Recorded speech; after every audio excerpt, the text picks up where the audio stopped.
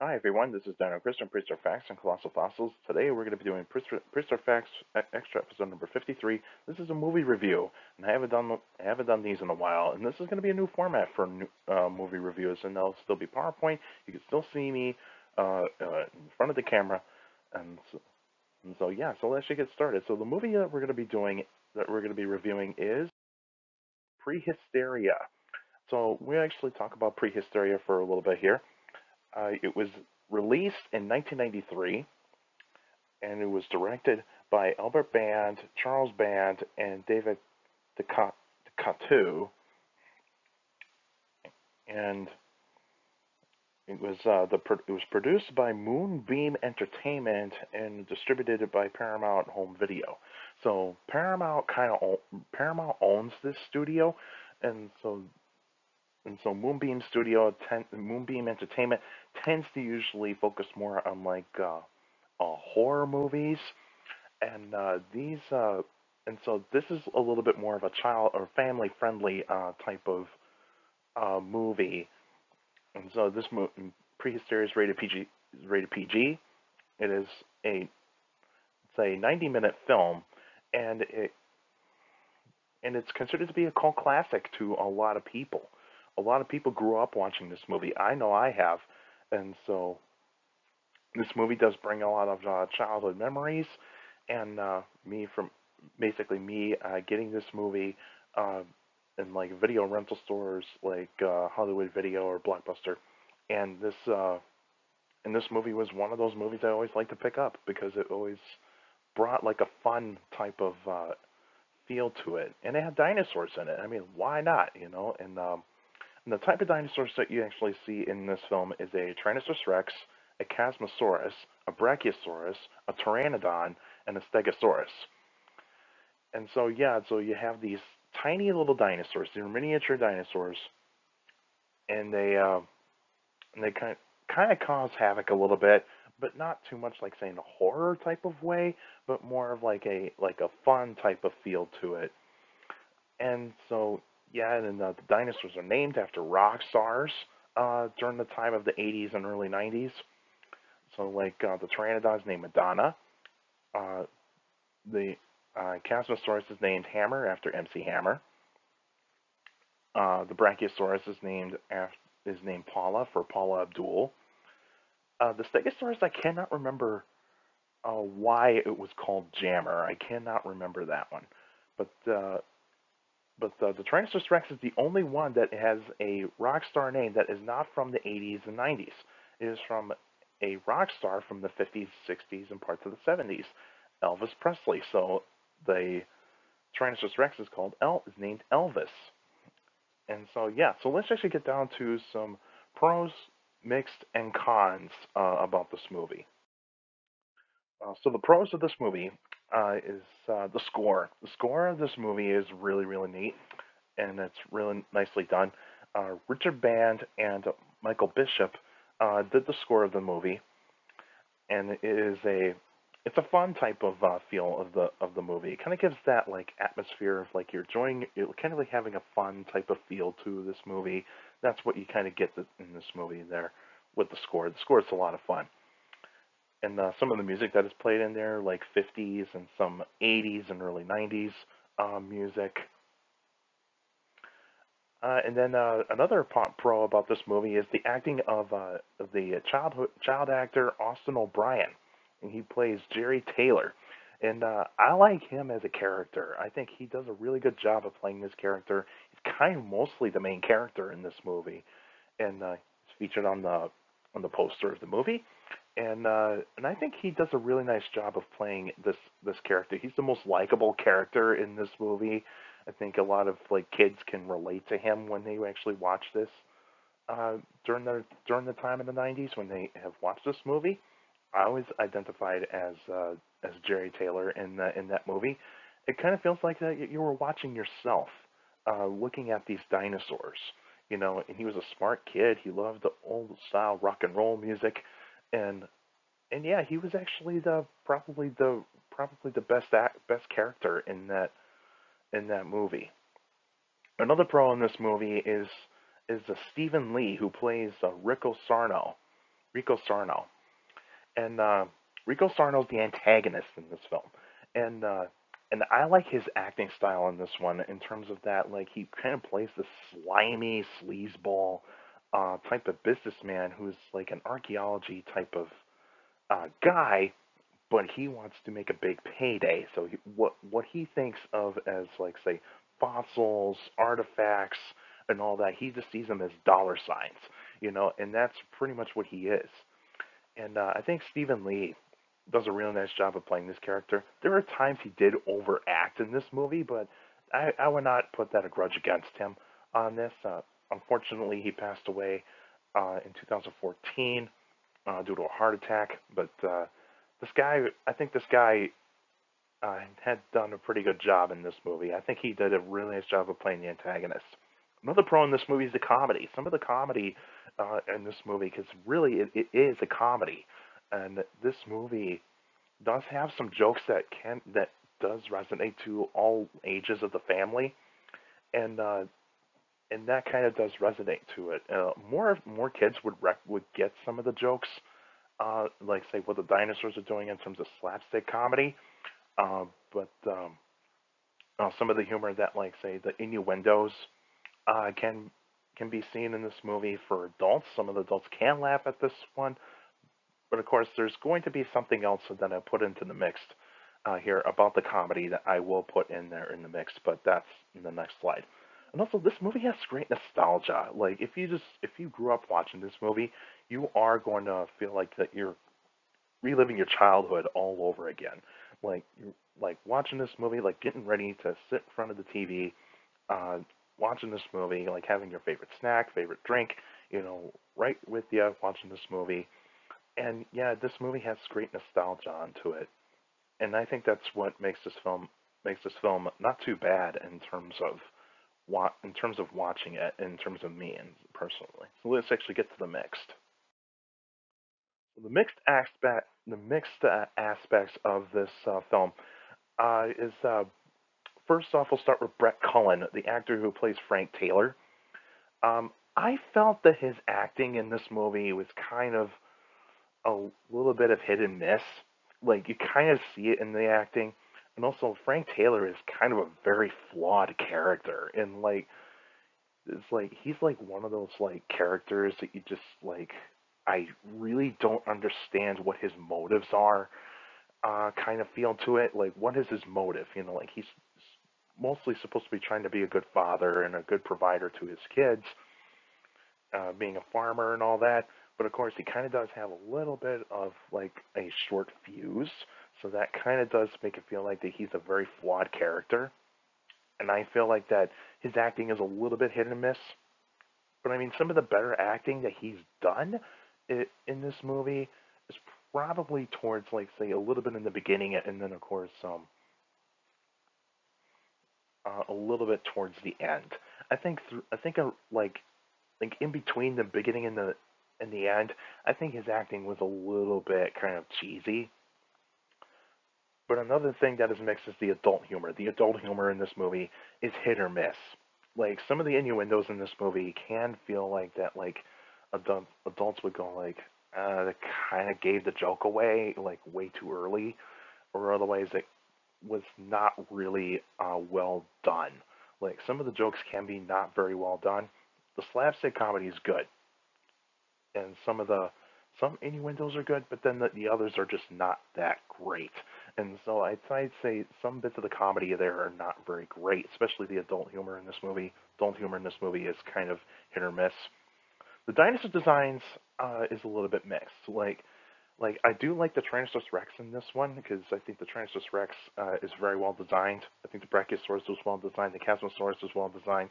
The Stegosaurus was an okay design. The Pteranodon one, I feel like that it could have been a little bit better, but it was actually not too bad. But really, this was the dinosaur designs were pretty much like like a design for its time. And so these were like early 90s designs, and so you can make the case right there in this movie that you see like like all the dinosaurs are not paleontol like scientifically accurate, but at the time they were kind of scientifically accurate. And so yeah, the dinosaur designs were not too bad. I just feel like that there's some parts that are just not quite right there.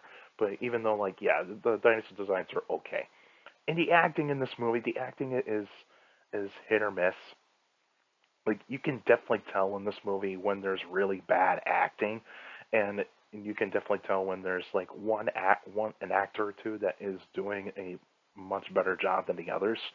So yeah, you can feel like you can feel like which parts are bad, poorly acted, and which ones are not too bad in terms of acting. And so I think this movie kind of comes up as a mixed bag in terms of acting. Now to the cons. The cons of this movie, first off, is the pacing. The pacing is really bad in this movie. Like it just goes like each part of the story goes by so fast, and like you're just going like, oh, what about character development? What about like finishing up parts of the story? Because there's parts where it just goes back and forth like crazy, and that's one thing I do not like about this film. Even though like when you're a kid, you don't think about that kind of stuff. You just kind of feel like okay, this is a very solid film I can watch, that sort of thing. But when you're an adult watching this film, it does feel like that the pacing is just going so fast. It's like it's kind of hard to keep up at times with this movie. If you're first time watching this movie, it is hard to keep up in this movie.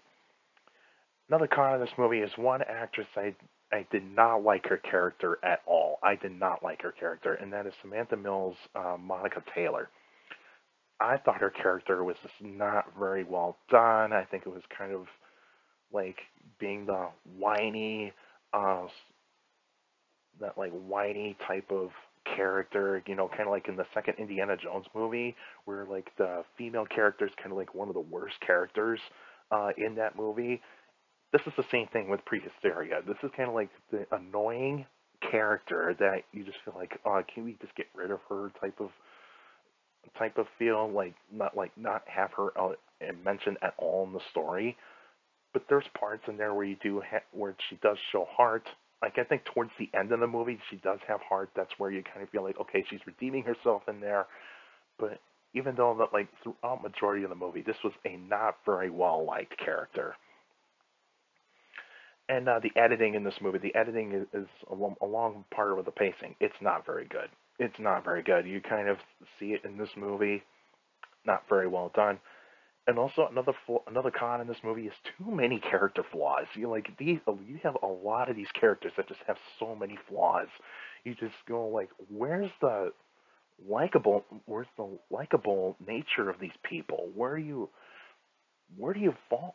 Who do you like the most? There's only like one character that you pretty much like in this movie, and that is the kid, the little boy. And the other characters you just can't stand them almost, because there's too many flaws. Even though the female character Vicky in this movie is okay, I think her character was okay. I would not say that like it was pretty much needed to be in this movie, but I think it was okay. But too many character flaws in this movie.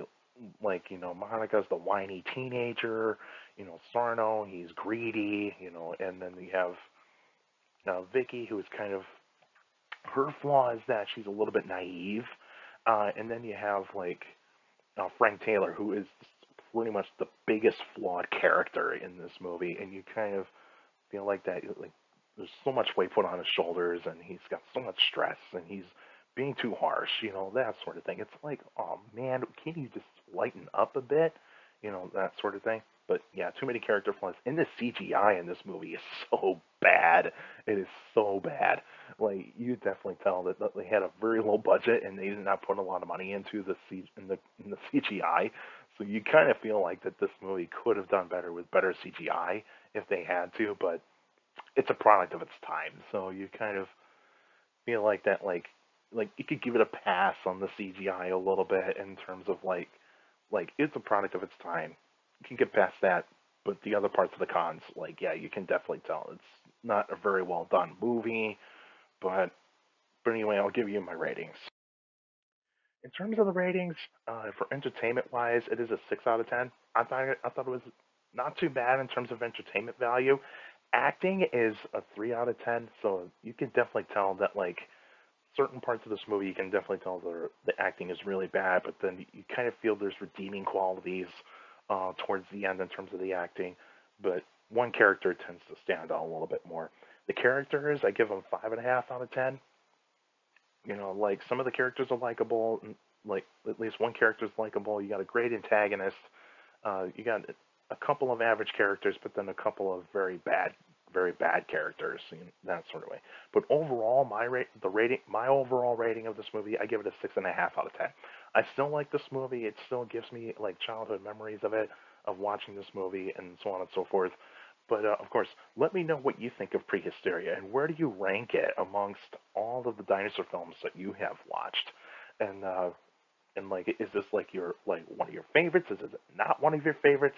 I probably will not be doing a review for the sequels because they're very hard to find uh, out in the out on like in the internet because they're very hard to find. And so, but Prehysteria is out on Blu-ray and DVD. So if you want to get it, you can find it on Amazon. You can find it at Walmart. I mean, you can find it on those types of sites. So it is out on DVD and Blu-ray if you want to get it, and so feel free to do so. The next episode will be November 30th, 2021, and that'll be a Q&A episode. Because next week there will not be a new episode. So, because next week in the United States it is Thanksgiving, and so hopefully every one of you has a good Thanksgiving, and hope you have a good time of eating your dinosaur, and which is your turkey. Or otherwise, if you don't eat turkey, you can have whatever you feel like, for Thanksgiving. There's no rules of what you can have for Thanksgiving, of course. So yeah, so November 30th, 2021, there'll be a Q&A episode. So if you got any questions about dinosaurs or any other prehistoric life, feel free to email me at dinochrist71@gmail.com. Or go on my Facebook page, Prehistoric Facts with Dino Chris. Like the page, you actually post your questions in the comment section. Please put them in the comment section. Don't put them on Messenger. Messenger's for private conversations. So please put them in the comment section. And for you YouTubers out there, like the videos, share the videos to anybody that is interested in dinosaurs and other prehistoric life, and also subscribe to the channel. You can also share share the channel as well to anybody that is interested in dinosaurs and other prehistoric life. So YouTubers, feel free to subscribe to the channel, and also stomp on that bell so that way you can uh, uh, know that get notified of every video that comes out every single week. But in 2 weeks, there'll be the new episode, and so that's why. And also, feel free to put your questions in the comment section because I do read them all. Your questions do mean a lot in those Q&A episodes, and you guys are excellent at giving some good questions. And make sure you keep your questions short to the point. You can also follow me on Instagram at dino.chris.pf, or I post pretty cool stuff on there. Or otherwise, you can follow me on Twitter at CSGRALL. It's my Twitter page. I post pretty cool stuff on there as well. Also, take care of people around you. Also, for younger people out there, to make sure to listen to your parents, your teachers, and your guardians. It's the best motivation you can have for a good education. It's very important to have a good education. So with a good education, you get a good job in the future.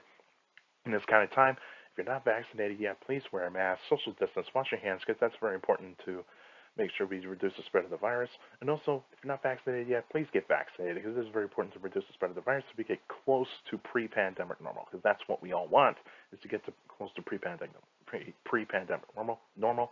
So I got my booster, and so yeah. So feel free to make sure you do your part, but you have your choice. And make sure you check out Colossal Fossils as well. I'll put a link in the description down below of this video, so that way you can check it out. And also feel free to donate. You can hit the donate tab and donate as much as you want to Colossal Fossils, because we're going after T-Rex. And if you want to help for the T-Rex fund, please feel free to go to donations and go to the donations tab and donate as much as you want to Colossal Fossils, so that way we can get our T-Rex. That's it for now, and I'll see you guys next time.